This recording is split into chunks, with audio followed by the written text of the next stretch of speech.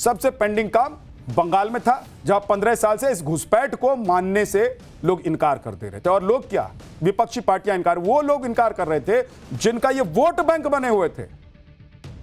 अब जो बंगाल में 15 साल में नहीं हुआ, वो 15 दिन में हो गया बॉस। देखिए, भारत बांग्लादेश बॉर्डर पर बचे हुए हिस्से में फेंसिंग लगाने का काम फिर से शुरू हो गया है। अवैध बांग्लादेशियों को पकड़कर होल्डिंग सेंटर में पहुंचाया जा रहा है। घुसपैठियों को खदेड़ने के लिए डिटेक्ट, डिलीट और डिपोर्ट पॉलिसी लागू कर दी गई है। पीएम मोदी का मैसेज क्लियर है कि देश में जो डेमोग्राफी डिवीजन हो रहा है, उस पर अब सिर्फ रिपोर्ट नहीं आएगी, बल्कि उस पर एक्शन भी होगा। इसके लिए बिहार में काम हो रहा है, बंगाल में भी ग्राउंड पर एक्शन दिखाई दे रहा है। यूपी के सीएम योगी ने इस टास्क को पहले ही पूरा कर दिया। अमित शाह ने क्या एक्शन प्लान बनाया है, आज वो आपको बताने हैं। लेकिन पहले बंगाल में घुसपैठियों के बीच मची भगदड़ का एक ट्रेलर देखिए।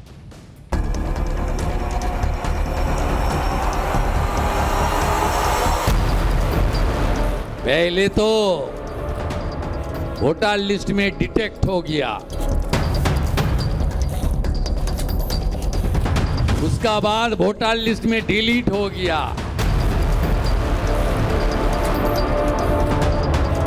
अभी तो टाइम आ गया है बंधु डिपोर्ट करने का।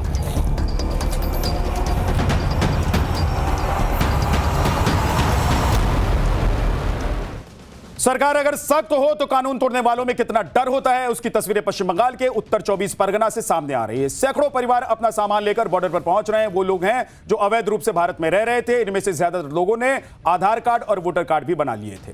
लेकिन अब ऐसा नहीं चलेगा, क्योंकि घुसपैठ करने वालों को भी समझ में आ गया है कि अब संरक्षण देने वाला कोई नहीं बचा हुआ है। कल सीएम शुभेंदु अधिकारी ने भी साफ कर दिया था कि भागना तो है ही और भागना तो पड़ेगा ही। मुख्यमंत्री शुभेंदु अधिकारी ने पहले ही कह दिया था कि अब डिटेक्ट, डिलीट और डिपोर्ट किया जाएगा, लेकिन मुख्यमंत्री ने चेतावनी दे दी है कि जल्द भागो, वरना सरकार को जो करना है वही करेगी। अब बांग्लादेशी घुसपैठियों में इसलिए भगदड़ मची हुई है क्योंकि बंगाल में एक के बाद एक होल्डिंग सेंटर बनाए जा रहे हैं। मालदा, मुर्शिदाबाद के बाद अब सिलीगुड़ी में कम्युनिटी हॉल को होल्डिंग सेंटर में तब्दील किया जा रहा है। जो लोग होल्डिंग सेंटर में रखे जा रहे हैं, उनके दस्तावेज वेरीफाई किए जा रहे हैं, जिसके बाद उन्हें डिपोर्ट किया जाएगा। होल्डिंग सेंटर में पुलिस का सख्त पहरा है, सीसीटीवी से निगरानी की जा रही है। हमारी संवाददाता पूजा मेहता मौके पर, ग्राउंड पर पहुंची। देखिए कैसे आंख खोलने वाले वहां की जो रिपोर्ट है वो सामने आई। पश्चिम बंगाल सरकार ने आदेश दे दिया है कि अगर पश्चिम बंगाल में कोई भी रोहिंग्या या फिर बांग्लादेशी नागरिक जो अवैध तरीके से पश्चिम बंगाल में रह रहा है, तो उन्हें डिपोर्ट करने से पहले इसी तरीके के होल्डिंग सेंटर्स में रखा जाएगा। हमारी मौजूदगी फिलहाल मुर्शिदाबाद के उसी होल्डिंग सेंटर के अंदर है और इसी 3rd फ्लोर में जो है होल्डिंग सेंटर बनाया गया है। और आप देखिए यहाँ पर बैरिकेड है, रिस्ट्रिक्टेड एरिया जो है लिखा हुआ है, पुलिसकर्मी यहाँ पर मौजूद है और ऊपर किसी को भी जाने की अनुमति नहीं है। आप देखिए यहाँ पर और भी पुलिसकर्मी आपको दिखेंगे, क्योंकि ये रेस्ट्रिक्टेड एरिया है तो किसी को भी ऊपर जाने की परमिशन नहीं है। लेकिन कुल मिलाकर पुलिस की तरफ से कहा जा रहा है कि 19 लोग हैं, जिसमें महिला, पुरुष, बच्चे, जिनको इन होल्डिंग सेंटर में रखा गया है। सारे के सारे जो है बांग्लादेशी नागरिक हैं और उन्हें मुर्शिदाबाद के किसी न किसी इलाके से गिरफ्तार किया गया है। आपको बताते हैं कि यहाँ पर पुलिस के अलावा भी एक मेडिकल टीम है जो उनका ध्यान रखेगी, और साथ ही टॉयलेट से लेकर पीने के पानी तक और साथ ही खाने पीने का तमाम इंतजाम यहाँ पर किया गया है। एक तरफ जहां पश्चिम बंगाल के अंदर डिटेक्ट और डिलीट का काम चल रहा है, वहीं पर दूसरी तरफ डिपोर्ट और ब्लॉक की पॉलिसी के तहत बॉर्डर पर बाड़ लगाने का काम भी जारी है। दरअसल घुसपैठ को स्थायी रूप से रोकने के लिए कड़े और बड़े कदम उठाए जा रहे हैं। पहले फेज में 27 किलोमीटर जमीन का मालिकाना हक सीधे तौर पर बीएसएफ को सौंप दिया गया है। बांग्लादेश बॉर्डर इलाके में फेंसिंग यानी कि बाड़ लगाने के लिए 43 एकड़ जमीन बीएसएफ को दी गई। भारत की बांग्लादेश से 4097 किलोमीटर की सीमा लगती है। इसमें पश्चिम बंगाल से 2217 किलोमीटर का बॉर्डर लगता है। इसमें 1600 किलोमीटर पर पहले ही बाड़ लगाई जा चुकी है, लेकिन पिछली ममता सरकार के ढुलमुल रवैये और भूमि अधिग्रहण न होने के फैसले की वजह से लगभग 550 किलोमीटर का हिस्सा खुला रह गया था, जिसे अब शुभेंदु सरकार बंद कर रही है। इसमें भी कुछ हिस्सा ऐसा भी है जिनकी जो बाड़बंदी है वो नहीं हो सकती है। वो बेहद दलदल वाला इलाका है और दलदली जमीन है। लेकिन जहां यह काम हो सकता था, वहां पर युद्ध स्तर पर काम शुरू हो चुका है। देखिए कि जलपाईगुड़ी के चांगरा बांधा में फेंसिंग लगाने का काम शुरू कर दिया गया है। यहां पर पिलर की मार्किंग की जा रही है। बताया जा रहा है कि यहां पर फेंसिंग में जेवर वायर होंगे, यानी तार में बिजली का करंट भी दौड़ेगा। और इसी तरह से कूच बिहार में भी बॉर्डर एरिया में नाप जोख शुरू की जा चुकी है। स्थानीय लोगों को भी फेंसिंग के काम में खुशी नजर आ रही है। उनके दिल में और दिमाग में खुशी इस वक्त तैर रही है। भाई सब परेशान थे ना, आपको मालूम ही है। आधी रात में घर में चोरी हो जाती थी और चोरी करने वाला कहां चला जाता था पता ही नहीं चलता था। मवेशी खोलकर ले जाते थे, क्राइम करके भाग जाते थे। अब ये सब बंद हो जाएगा तो लोग खुश नहीं होंगे क्या? लेकिन जब फेंसिंग हो रही है तो हंगामा भी हो रहा है। करीब 6 दिन पहले कूच बिहार में 3 बीघा कॉरिडोर इलाके में विवाद हो गया था और बांग्लादेश की बीजीबी और स्थानीय बांग्लादेशी नागरिकों ने बीएसएफ के फेंसिंग के काम रोकने की कोशिश की थी। विजुअल ऐसे आए कि लाठी भाला लेकर बांग्लादेशी आ गए थे, लेकिन इन्हें समझना चाहिए कि एक तो कोई इलीगल काम नहीं हो रहा है और दूसरा लाठी भाला से डरने वाला टाइम अब रहा नहीं है। भाई अपनी जान बचाओ, ये बीएसएफ वालों को फ्री हैंड है। देश की सुरक्षा के सामने कोई आएगा उसे ठोक दिया जाएगा और इसीलिए शांति से जो हो रहा है उसे होने दो, ज्यादा बदमाशी मत करो। हालांकि बीएसएफ ने पूरे मामले को संभाल लिया और अब दोबारा इस इलाके में फेंसिंग लगाने का काम शुरू कर दिया गया है। 3 बीघा कॉरिडोर इलाके में हमारे संवाददाता की एक रिपोर्ट आप देखिए।